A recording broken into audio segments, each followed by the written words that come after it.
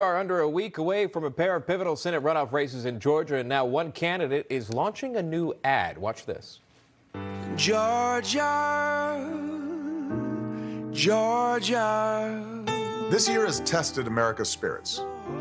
We've lost loved ones, faced injustice, struggled to make ends meet. But we kept at it. We looked out for each other. And when the moment came to reject fear and division and send a message for change, Georgia stepped up. Now America's counting on you again. You can send Jon Ossoff to the Senate to beat this virus and rebuild our economy. You heard John Legend, you heard the voice of former President Barack Obama in there pulling out the stars among the Democratic Party there. Joining us to discuss is Judd Dunning. He's the author of 13 and a Half Reasons Not to Be a Liberal. Good to see you, and thanks so much, Judd, for coming on. Why is Jon Ossoff relying on others to get the votes in his race against David Perdue, as you heard me talk about John Legend, Obama, and others? Does Georgia even need a celebrity endorsement right now, or is it just so they have a rationale during the late-night vote dumps to cover over the election graft again? I mean, hopefully there's no bad plumbing in the area. You know, I think Democrats are just thanking God that Biden isn't narrating, because he might just once again admit the steal, my friend. I mean, no matter how they package it, I mean, socialism still sucks. You know, if we'd got this memo early, then Obamacare would have never existed. I mean, we're continuing. The political capital of Obama is amazing, being the first black president of the United States of America. I mean, he's moderately good looking, he's well spoken, and even though he's a deconstructionist, anti-American elitist with an aggressive ideology of socialism, he's the gift that keeps giving. So they're just trying to use it. I think this shows like the era of desperation. You know, there's also the other race happening, too, the critical race of Kelly Loeffler against Raphael Warnock. Is this the same storyline there? Because this ad we played, this is specifically there for Ossoff. Yeah, I think the question is whether Loeffler's really going to be the patriot that we need her to be right now.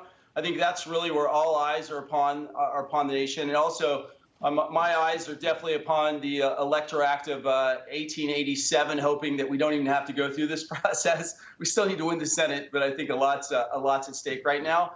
Yeah, I mean, the bottom line is, can we trust this election? I tell you what, no matter what's being said, no matter what disclaimers are going, I know a majority of patriots aren't going to trust the outcome anyway. So what is the action that we're going to put in place to try to ensure this is actually an election with integrity?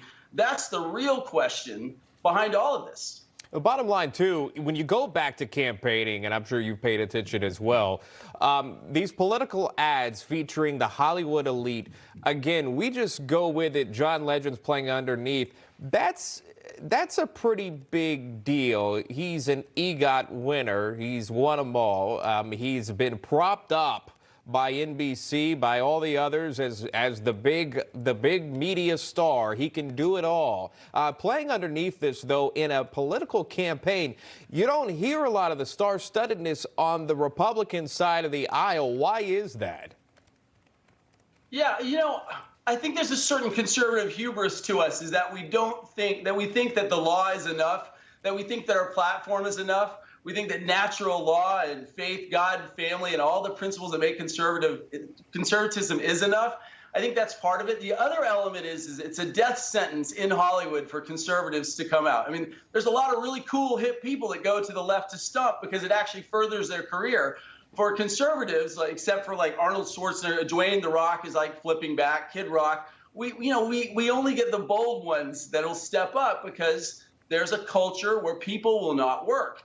I mean, Sean Penn has walked around and said on set, if you are a Republican, you will not work here. Don't let me find out. There are open threats to talent to support the right. Yeah, it brings me to just really quickly my last point. One of the news that made headlines earlier today was Dick Clark's New Year's Rocking Eve with Ryan Seacrest will host now Joe Biden and Jill Biden during their New Year's Eve programming. Politics again bleeding in to media. So even if you want to enjoy the new year now, you're going to be pushed. with President-elect Joe Biden during the New Year's Eve broadcast. It's going to turn a lot of folks off. They can't keep politics out of it.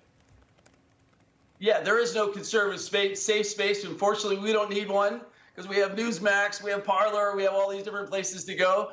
I think, look, we've got to have a rational, clear mind now when we watch any type of media. And by the way, we just came with our book, 13 1/2 Reasons Why Not to Be a Liberal. It's kind of a handbook to remember everything that's true in the face of all these things so that you can go ahead and, look through all of the obfuscations and all of the lies and all the programming and know that the roots of conservatism are clear. So every time I turn on media, you have to put up the lens of a greater discernment. Yeah, I just wonder where you go from here. And I'm glad you brought up Newsmax. We'll be hosting our New Year's Eve traditions right here, inaugural event happening. So we'll see you there. Judd Dunning, thank you for your time. Appreciate it. Thanks again. New hour of National Report starts right now.